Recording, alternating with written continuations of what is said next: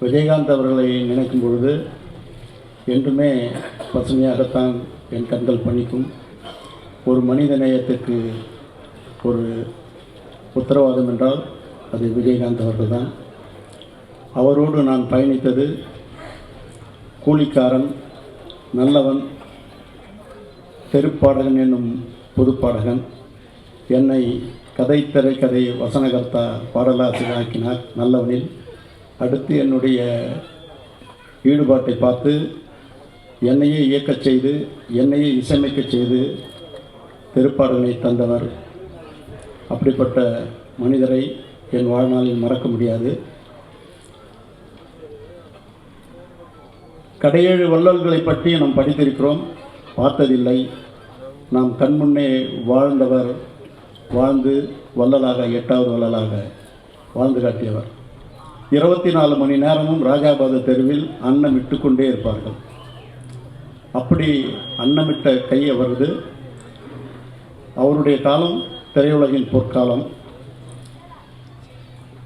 செல்வமணி அவர்களை நினைக்கும் பொழுது 2 படங்கள் தான், புலன் விசாரணையும் கேப்டன் பிரபாகரனும் ஒரு மைல்ஸ்டோன்.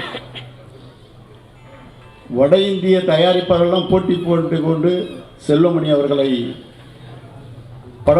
படத்திற்காக இயக்குனருக்காக அட்வான்ஸோடு வந்து காத்திருந்த காலம் அந்த கற்காலம் பொற்காலமாக மாறியது. அப்படிப்பட்ட விஜயகாந்த் அவர்கள் இந்த படத்தில் கேப்டன் பிரபாகரன், நான் தந்த அடைமொழி புரட்சி கலைஞர் கேப்டன் பிரபாகரன். இந்த புரட்சி கலைஞர் என்பது புரட்சி நடிகருடைய எம்ஜிஆருடைய புரட்சியையும் கலைஞருடைய பெயரையும் சேர்த்துதான் புரட்சி கலைஞர் என்று நான் கூலிக்காரனில் அழைத்தேன். மாபெரும் மிகப்பெரிய வசூலுக்கு சொந்தக்காரராகத்தான் அவர் விளங்கினார். திரையுலகில் எந்த ஒரு பிரச்சனை இருந்தாலும் முன்னணியில் வந்து நின்று அவர் பணியாற்றிய விதம் காலத்தால் மறக்க முடியாதது. நடிகர் சங்கத்தை மீட்டெடுத்து அதனுடைய கடனை அடைத்து அதற்கு ஒரு மிகப்பெரிய வழிகாட்டி அமைந்தார். அப்படிப்பட்டவருக்கு அவருக்கு திருமணம் நிச்சயிக்கப்பட்ட போது என்னிடம் சொன்னது கலைஞர் தலைமையில் நடத்த வேண்டும் என்றார். உடனே கலைஞரை அழைத்து சென்று என்ன தேதி வேணும்னு கேட்குறாரு. 4 தேதி கொடுக்குறாரு கலைஞர்கிட்ட. நீ என்ன தேதி சொல்லு, நான் வரேன் அப்படின்னாரு. அந்த தேதி தான் நடந்தது. அப்படிப்பட்ட திருமண வைபவம் மதுரையில் அந்த மாதிரி ஒரு முத்தையா மன்றத்தில் அந்த மாதிரி எந்த காலத்திலும் நடக்காது, நடக்கவும் முடியாது. அப்படிப்பட்ட கடல் அலை போல மக்கள் வெள்ளத்தில் அவருடைய திருமணம் நடந்தது. அதை நினைக்கும் பொழுது எங்கள் கண்கள் பனிக்கிறது, நெஞ்சம் நெகிழ்கிறது. அவருடைய செல்வங்கள் அரசியலிலும் சரி சினிமாவிலும் சரி முன்னேற்ற பாதையில் செல்வார்கள் என்று சொல்லி வாய்ப்பு தெரிவித்து நான் அமைகிறேன். இந்த ஆட்டமா பாட்டமா பாடு மட்டும் ஒரு ட்ரெய்லர் மாதிரி எடுத்திருந்தார். அதான் கேட்டேன், எவ்வளோ டான்ஸஸ்ப்பா அப்படின்னு. 60 டான்ஸர் 600 டான்ஸர் மாதிரி எடுத்துருக்கிறார். எப்படி நைட்டில் அந்த லைட்ஸோடு அவங்க புறப்பட்டு வர்றது, காவல்துறை அதிகாரிகளோட ஒரு ட்ரெய்லர், ஒரு பாட்டு போட்டால் அந்த படத்தை பார்க்கணும்னு சொல்கிற ஒரே ஒரு சூழலில் உருவாக்கிய ஒரு கலைச்சிற்பி தான் தம்பி செல்வமணி அவர்கள். மிகச்சிற சினிமாக்களிலே கேப்டன் பிரபாகரன் முக்கியமான படம். இந்த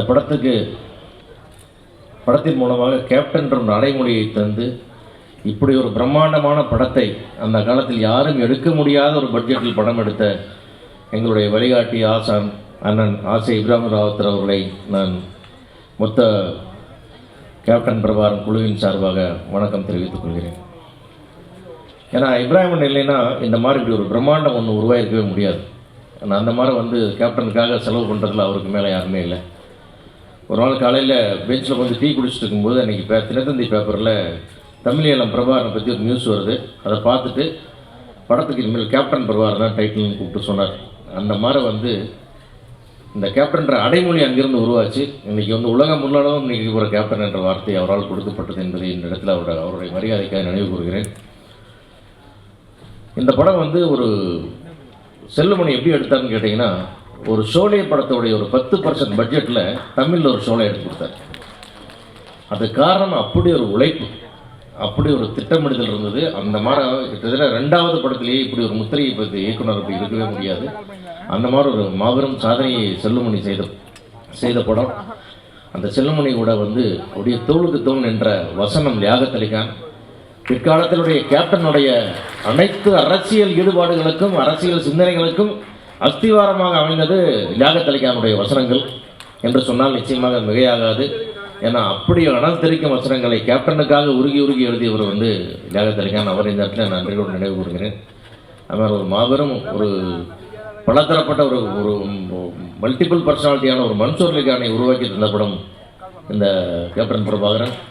அதை வந்து அவன் மன்சூர் அலிகானை மோல்டு பண்ணி கொண்டுறதுக்கு செல்லுமணி என்ன பாடுபட்டிருக்கான்றது செல்லுமணிக்கு தான் தெரியும்.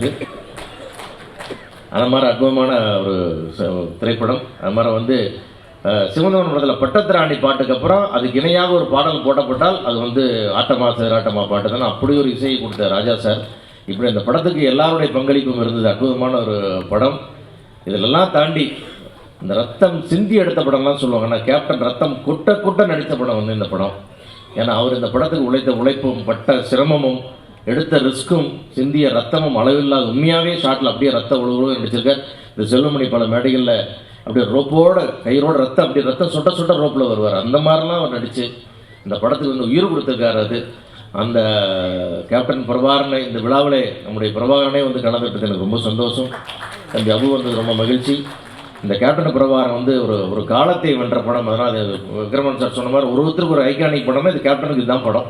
அந்த மாதிரி இப்படி ஒரு படத்தை கொடுத்து ரீரிலீஸ் பண்ணுற இந்த ஸ்பேரோ ஃபிலிம்ஸ் நம்ம டிஸ்ட்ரிபியூட்டர் கார்த்தி அவர்களுக்கும் மற்ற இந்த எல்லாம் வந்து வாழ்க்கை நன்றி. இந்த கேப்டன் பிரபாகரன் மீண்டும் ஒரு வசூலில் ரீரிலீஸில் இதுதான் பெஸ்ட்டுன்னு ஒரு சாதனையை படைக்க வேண்டும் என்று வாழ்த்து விடைபெறுகிறேன். நன்றி, வணக்கம்.